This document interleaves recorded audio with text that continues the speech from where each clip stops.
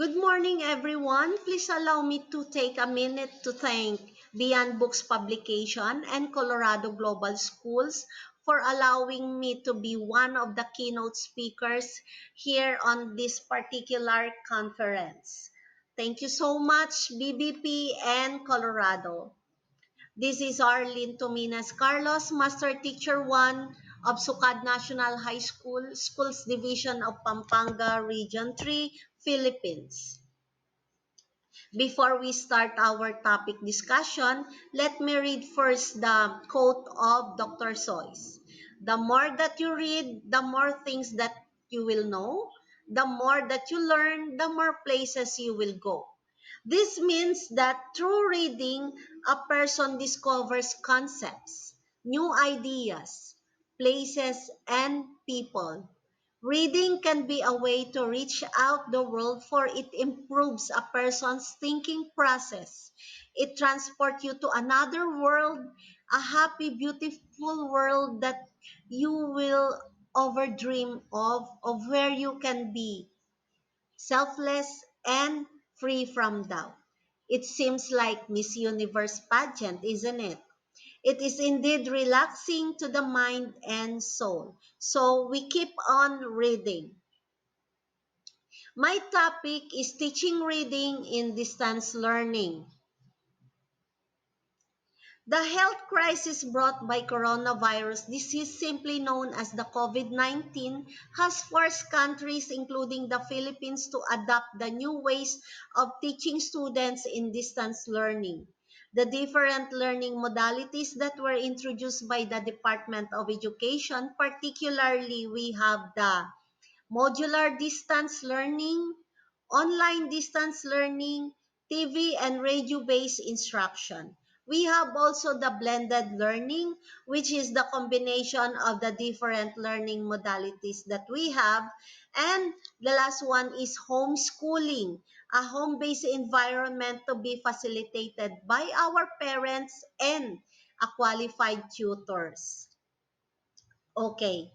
Alam mo ba, did you know that ECARP, or the Every Child a Reader program, this was introduced last June 15, 2012, a DepEd Order 50 series of 2012. The ECARP is a national program that addresses the trust of DepEd to make every Filipino child a reader at his or her own level. It is designed to equip elementary pupils with strategic reading and writing skills to make them independent young readers and writers. It is supporting the attainment of education for all, or the EFA, the target of universal school participation and elimination of dropouts, and prevention of the repetition in the first three grades. Another one is the DepEd Memorandum number 173 series of 2019. We have Hamon, Bawat Bata Bumabasa. We know that DepEd is continuously fulfilling its mandate to produce productive and responsible citizens equipped with essential competencies and skills for a lifelong learning, to make every learner a proficient reader. If we have a proficient teacher, of course we will have, or we can produce a proficient reader also. Now, another one, the latest memorandum, we have number 267 series of 2021, the Brigada Pagbasa as a form of Brigada Eskwela. It shall highlight the implementation to promote literacy and numeracy through the help of DepEd partners and volunteers. Okay. Now we have the Pisa, which is the Program for International Student Assessment under Organization for Economic Cooperation and Development, or the OECD, participated by 43 countries, and it was a triennial international test. It triennial means every 3 years, PISA will conduct another learning assessment again for our pupils. But then, It was revealed that the national assessment, the Philippines' average performance in overall reading literacy is within proficiency level 1A, which is one level lower than the minimum proficiency level.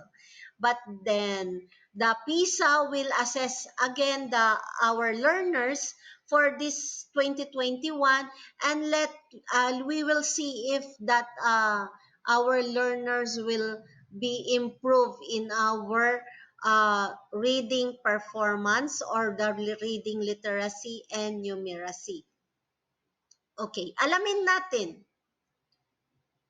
the reading strategies in distance learning.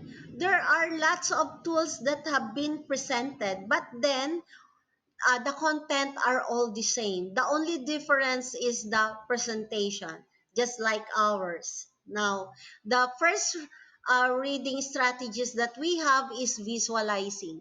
Visualizing is a reading strategy that helps your student create a picture in their mind of what they are reading. The best examples here are the video presentation and Padlet. Another reading strategy here is the activating the prior knowledge of learners. This means that both producing from students what they already know and building initial knowledge that they need in order to access upcoming content. Another reading strategy here is the rereading. It is a key skill in becoming a good reader. Why is it considered a key skill? Because learners can increase their vocabulary, phonemic awareness is presented, and comprehension skills will be increased. And the last one, the confidence or the self-esteem level increases. So another reading strategy here is the setting a purpose to let students know what they will learn and what they will be expected to do with what they have learned. Okay, setting a purpose.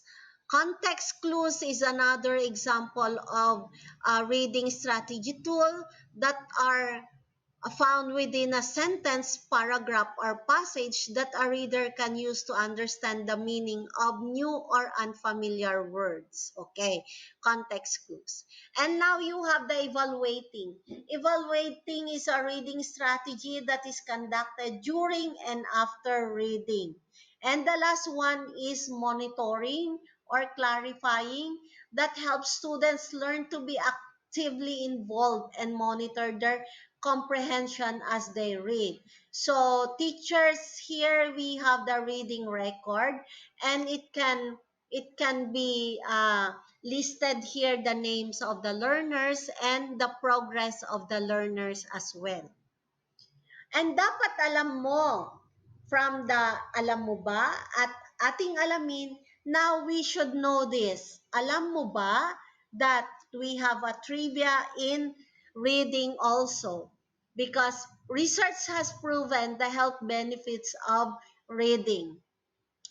It can reduce stress. Reading can lower stress by 68% according to a study by the University of Sussex. They found that reading was more relaxing than listening to music or going for a walk or having a cup of tea or coffee. So we keep on reading. It can reduce stress. Another trivia here is the management of depression. From a 2017 review of studies exploring bibliotherapy and depression concluded that it appears to be effective in the reduction of adults' depressive symptoms in the long-term period, providing an affordable prompt treatment that could reduce further medications. It makes us feel better and more positive outlook. Okay, so we keep on reading. It can reduce also depression. And in reading, it can reduce a memory loss. A 2013 study with almost 300 participants found that people who engage in more cognitive activities like reading throughout their lives have slower late life cognitive decline than those who did not. So we keep on reading, my dear viewers, because it can reduce Alzheimer's disease. Okay, and these are my reference. And thank you very much for this opportunity, BBP and Colorado Global Schools. Thank you so much.